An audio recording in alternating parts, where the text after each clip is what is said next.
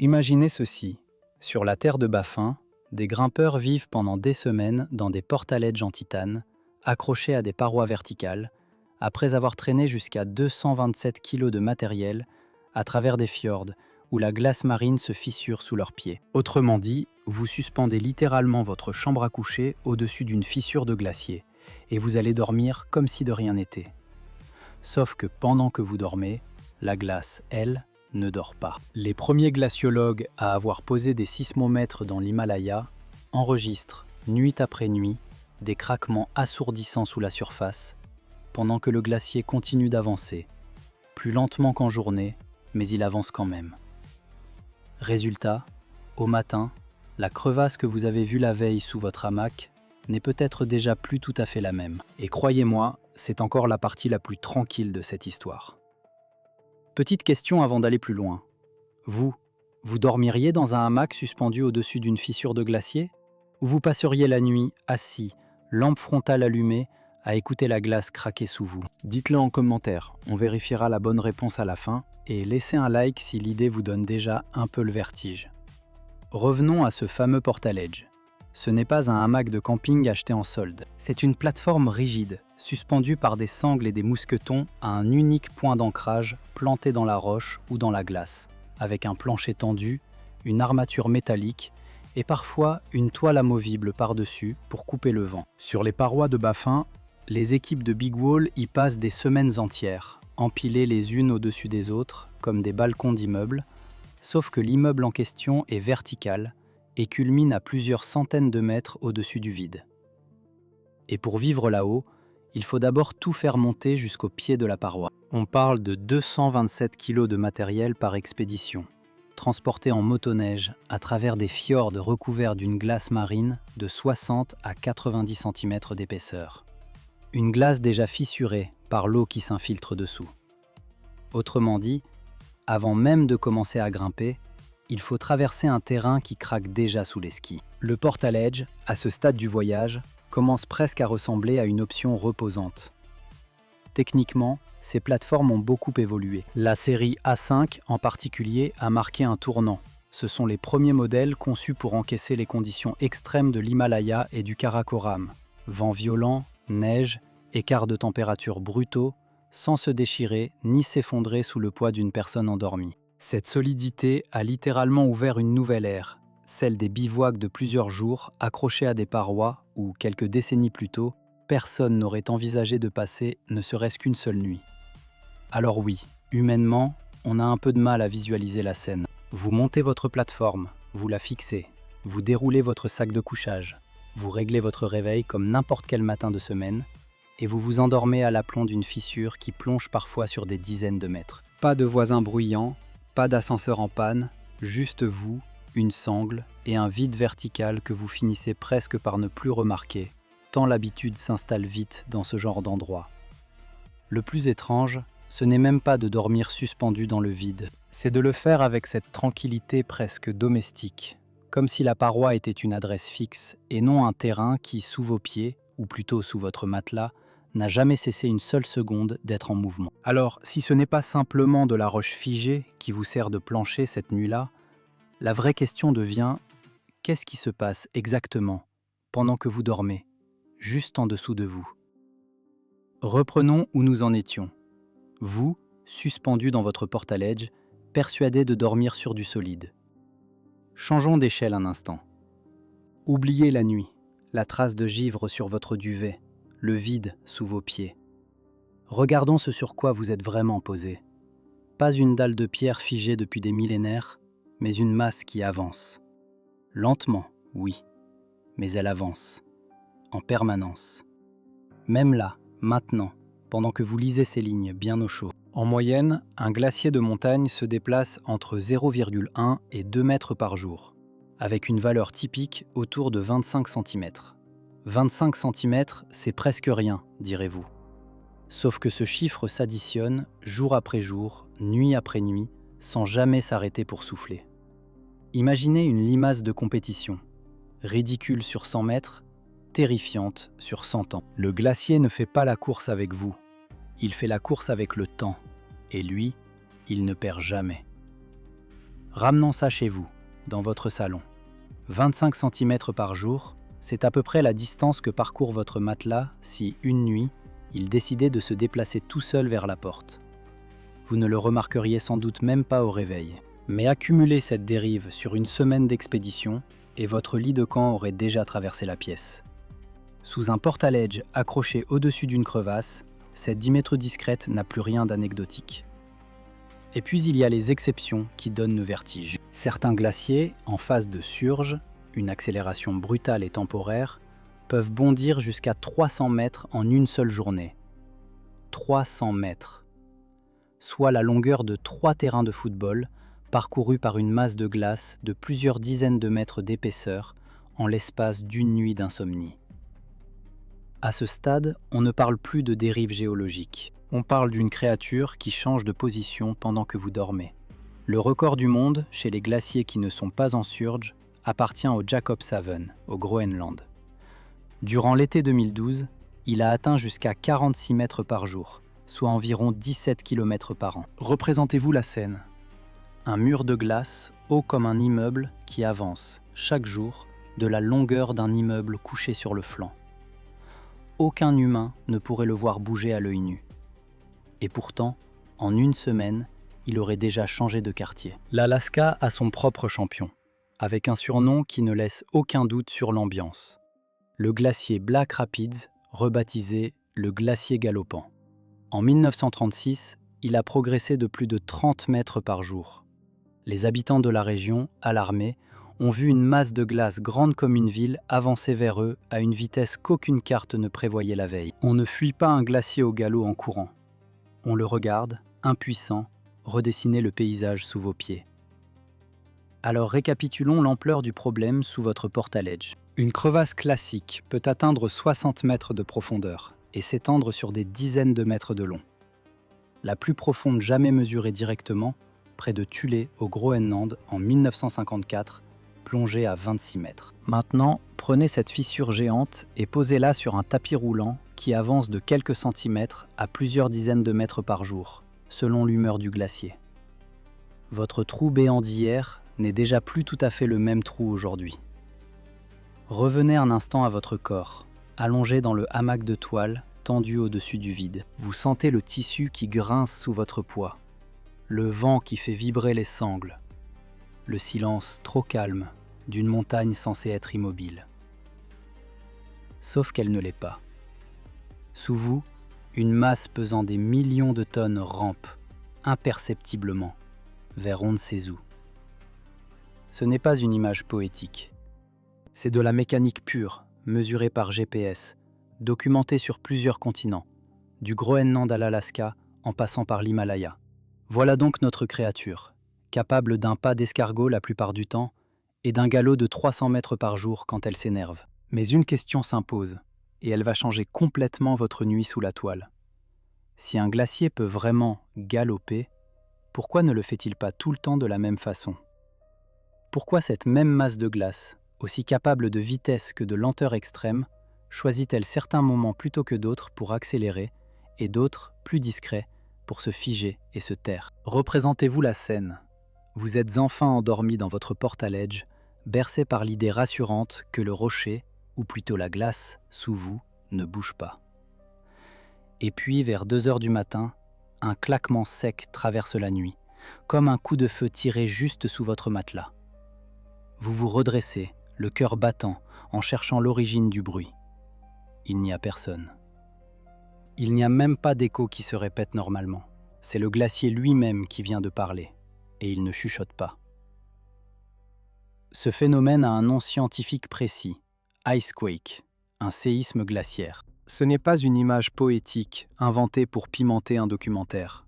C'est un événement sismique, mesurable, enregistré par des instruments, au même titre qu'un tremblement de terre classique, simplement à une échelle plus modeste. La glace, en se fracturant sous la contrainte thermique, libère une énergie suffisante pour être captée à des kilomètres de distance par des capteurs sensibles posés directement sur la surface gelée. C'est exactement ce qu'a fait le glaciologue Evgeny Podolsky et son équipe en installant pour la première fois dans l'Himalaya un réseau de sismomètres sur le glacier de Tracardine-Trembaut dans l'est du Népal.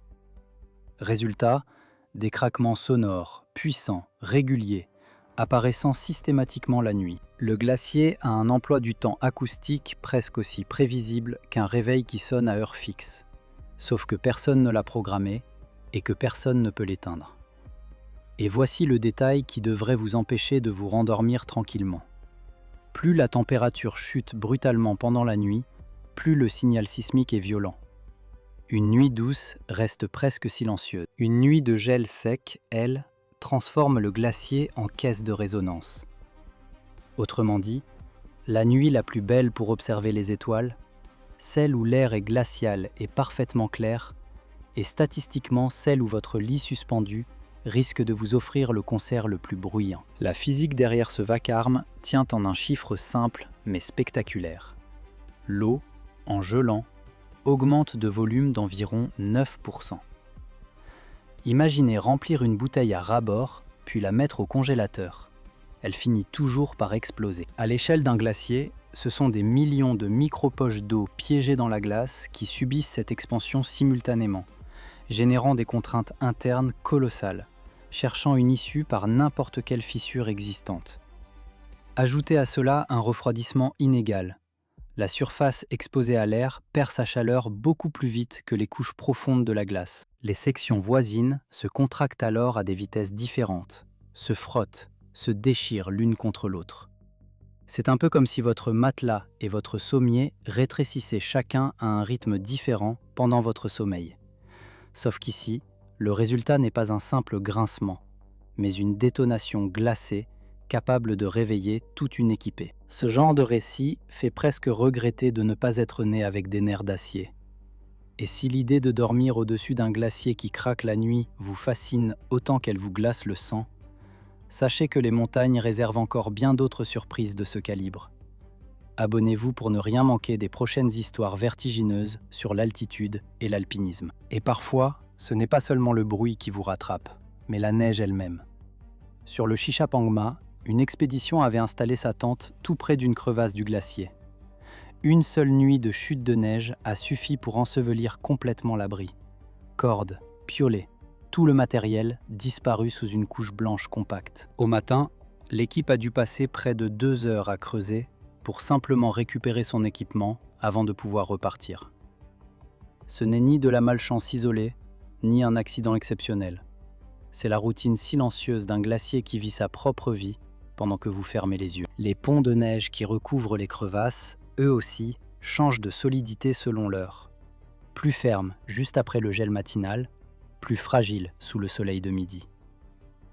Le paysage que vous avez traversé la veille au soir n'est déjà plus tout à fait le même à l'aube, ni sous vos pieds, ni sous votre tente. Si une nuit peut à ce point réorganiser le sol sous un campement, remplir une tente de neige fraîche, faire exploser la glace comme des coups de feu, modifier la solidité même de ce qui vous sépare du vide, alors une question s'impose naturellement. Que devient, au matin, l'itinéraire tout entier tracé sur ce glacier? Imaginez maintenant que ce grincement nocturne, ce craquement de glace qui ressemble à un coup de feu sous votre sac de couchage, ne soit que le prélude d'un phénomène bien plus concret. Sur le glacier Khumbu, au pied de l'Everest, la glace ne se contente pas de se fissurer sur place la nuit. Elle avance. Concrètement, chaque jour, en moyenne, ce fleuve gelé progresse de 0,9 à 1,2 mètres. Ce n'est pas un chiffre abstrait de glaciologue, c'est la distance entre votre tente et le vide, qui se déplace sous vos pieds pendant que vous dormez. Et encore, cette moyenne cache une réalité bien plus chaotique. En pleine saison, fin avril, début mai, quand des centaines de grimpeurs et de Sherpas traversent la cascade de glace du Khumbu, l'écart de vitesse entre le centre du flux et ses bords peut atteindre 4 mètres par jour. Autrement dit, le glacier ne bouge pas comme un bloc uni et discipliné. Il s'étire, il se tord. Certaines zones filent 4 fois plus vite que d'autres. Un peu comme un tapis roulant défectueux dont chaque lame avancerait à sa propre vitesse. Le résultat, sur le terrain, est presque comique si on n'y pense pas trop fort. Le relief de la cascade de glace du Khumbu ne se répète jamais 2 jours de suite. Les séracs qui formaient un couloir la veille se sont penchés, ouverts, refermés ailleurs. Les équipes de Sherpas, elles, n'ont pas le luxe de s'en étonner. Elles repositionnent les échelles métalliques presque quotidiennement, recalculent l'itinéraire, retendent les cordes fixes. C'est de la maintenance d'infrastructure. Sauf que l'infrastructure elle-même change de forme chaque nuit. Essayez de vous représenter la scène du point de vue d'un grimpeur ordinaire. Vous mémorisez le chemin de la veille. Vous repérez les échelles, les points d'ancrage, le passage étroit entre deux blocs de glace bleue. Le lendemain matin, rien n'est à sa place. Ce n'est pas que vous vous soyez trompé de direction, c'est que la direction elle-même a bougé pendant que vous dormiez, quelque part entre 20 cm et plusieurs mètres, selon l'endroit exact où vous vous trouviez sur le glacier. Et voilà le moment où je vous demande, très sérieusement, d'imaginer votre trajet jusqu'au travail refait chaque matin. Pas rénové, pas repeint, littéralement redessiné. La rue qui tournait à gauche tourne maintenant à droite. Le pont piéton d'hier a disparu, remplacé par un autre, quelques mètres plus loin, plus ou moins solide. Et vous devez y aller quand même, avec un sac de 10 kg sur le dos, avant le lever du soleil, parce que c'est l'heure où la glace est censée être la plus stable. Ce mouvement n'est pas un caprice géologique isolé au Khumbu. C'est la mécanique normale d'un glacier qui obéit, on l'a vu, à un rythme quotidien. Le jour, l'eau de fonte s'infiltre sous la masse de glace, réduit la friction avec le socle rocheux et le glacier accélère. La cascade de glace du Khumbu, en pente raide et gorgée d'eau de fonte dès les premières heures ensoleillées, amplifie simplement cet effet à une échelle spectaculaire, presque théâtrale, à quelques centaines de mètres au-dessus des tentes du camp de base. Ce qui rend la chose particulièrement vertigineuse, c'est l'échelle du contraste. Un glacier de montagne ordinaire progresse en général autour de 25 cm par jour, à peine de quoi remarquer quoi que ce soit à l'œil nu en une saison entière. Le Khumbu, lui, avance 4 à 5 fois plus vite que cette moyenne, et localement, dans ces zones les plus instables, jusqu'à 16 fois plus vite. Vous ne marchez pas sur un glacier tranquille, vous marchez sur l'un des tronçons les plus pressés de toute la planète. Les Sherpas qui entretiennent cet itinéraire ne le font donc pas par excès de prudence bureaucratique. Ils répondent, jour après jour, à un meuble géant qui se réarrange tout seul pendant la nuit, sans demander l'avis de personne. Une échelle posée un lundi peut se retrouver tordue, décalée, voire suspendue au-dessus d'un vide différent le mardi. C'est de la logistique de haute montagne, mais ça ressemble furieusement à réaménager le salon d'un inconnu qui refuserait obstinément de rester immobile. Mais tout ce chapitre, jusqu'ici, ne parle que de ce que l'on voit. Des crevasses visibles, des échelles qu'on repositionne parce qu'on constate le changement à l'œil nu. Reste une question nettement plus inconfortable, et c'est celle qui va nous occuper ensuite. Si même le terrain visible se redessine chaque jour sous les yeux des Sherpas, que se passe-t-il aux endroits où aucune crevasse ne se laisse voir du tout? Imaginez un partenaire qui vous semble solide au petit matin, glacé, presque rassurant, et qui, quelques heures plus tard, sous le même soleil que vous, devient friable, imprévisible, prêt à vous lâcher sans prévenir.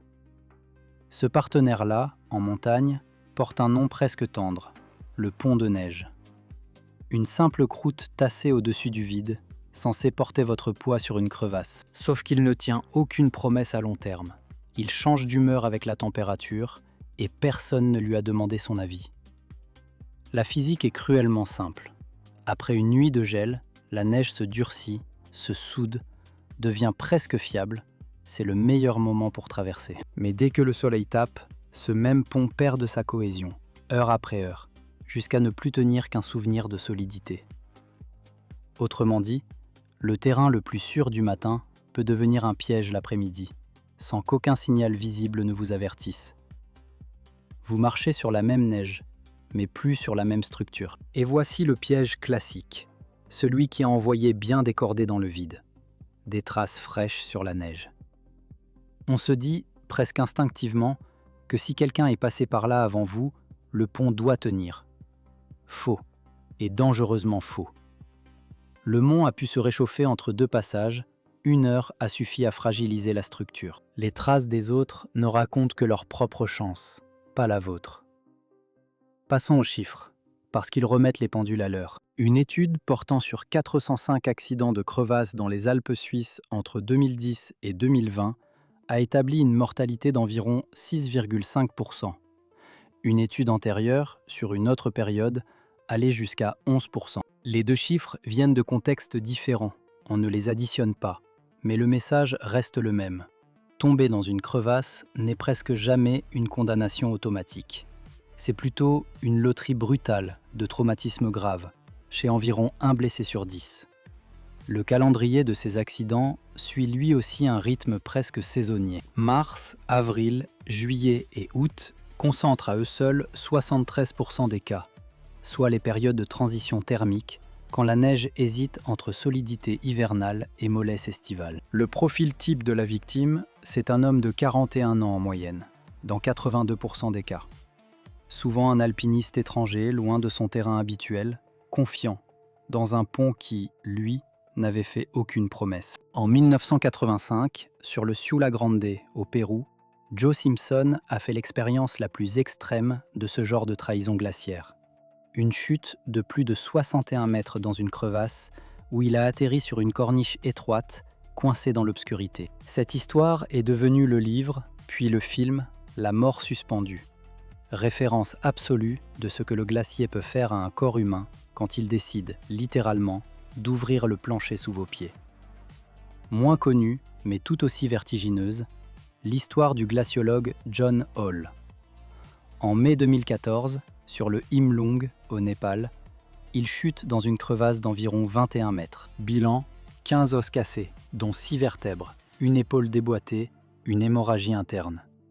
Et pourtant, il remonte seul à la force de son piolet pendant 6 heures, avant de marcher encore plusieurs heures jusqu'à sa tente. 6 heures, seul, dans le froid, avec 15 fractures.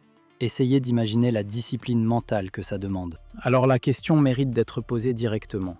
Et vous, avec ces chiffres en tête, un pont qui change d'état en quelques heures, des traces qui ne garantissent rien, une mortalité qui reste minoritaire, mais des blessures qui peuvent vous laisser seul au fond d'un trou. Auriez-vous quand même posé le pied sur ce pont de neige un après-midi de juillet? Dites-le en commentaire, en une phrase, sans réfléchir trop longtemps. Reste une énigme que toute cette statistique ne résout pas. Si le glacier peut ouvrir une crevasse sous vos pas en plein jour et la faire bouger de plusieurs mètres en une nuit, pourquoi des alpinistes continuent-ils, malgré tout, à revenir dormir exactement au-dessus de ce genre d'endroit, suspendu, la nuit venue, juste au-dessus du vide qui vient de faire ses preuves? Revenons là où tout a commencé, sur une paroi verticale, dans un hamac suspendu au-dessus du vide. Sur la terre de Baffin, des cordées entières vivent des semaines sur des portaledges en titane, à des centaines de mètres du sol, traînant jusqu'à 227 kg de matériel en motoneige, à travers des fjords où la glace de mer fait 60 à 90 cm d'épaisseur et craque déjà toute seule. Les modèles de la série A5 ont justement été conçus pour encaisser les tempêtes himalayennes. Avant eux, dormir suspendu par grand froid relevait presque du pari.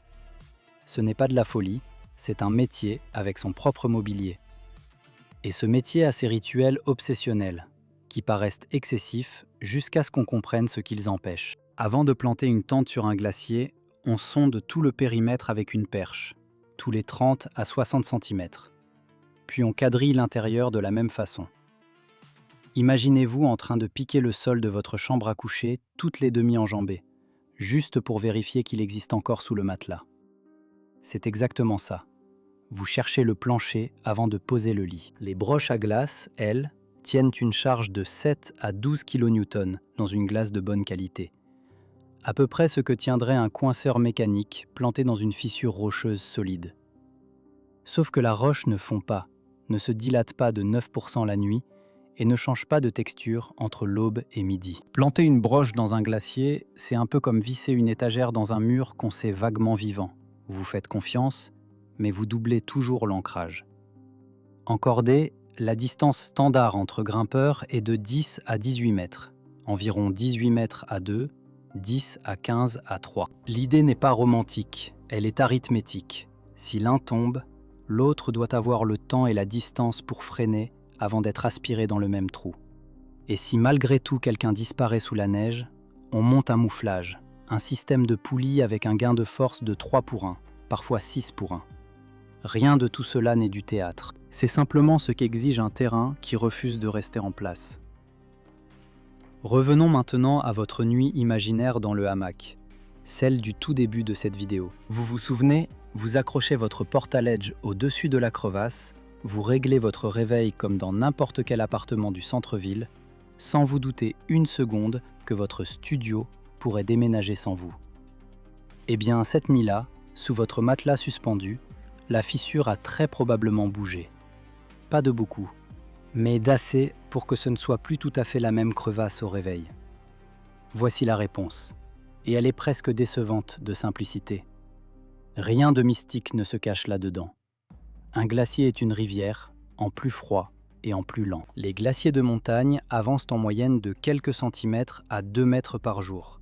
Et sur un glacier aussi actif que celui du Khumbu, cette moyenne tourne autour de 0,9 à 1,2 mètres quotidiens, avec des écarts locaux qui grimpent jusqu'à 4 mètres entre le centre du flux et ses bords. Traduit en langage de chambre à coucher, votre plancher parcourt chaque nuit une distance comparable à la longueur de votre lit de camp. Ce n'est pas une métaphore, c'est une arithmétique de vitesse glaciaire tout à fait banale pour cette région du monde. Et le bruit que vous entendez sous votre Spalink, ce claquement sec comme un coup de feu étouffé, ce n'est pas non plus votre imagination qui déraille. La glace exposée se refroidit brutalement la nuit, se contracte de façon inégale et craque. Un phénomène sismique parfaitement documenté, l'icequake, mesuré directement au sismomètre sur des glaciers himalayens. L'eau qui gèle à l'intérieur de la glace gonfle d'environ 9%. Et cette dilatation crée des tensions que la glace libère avec fracas.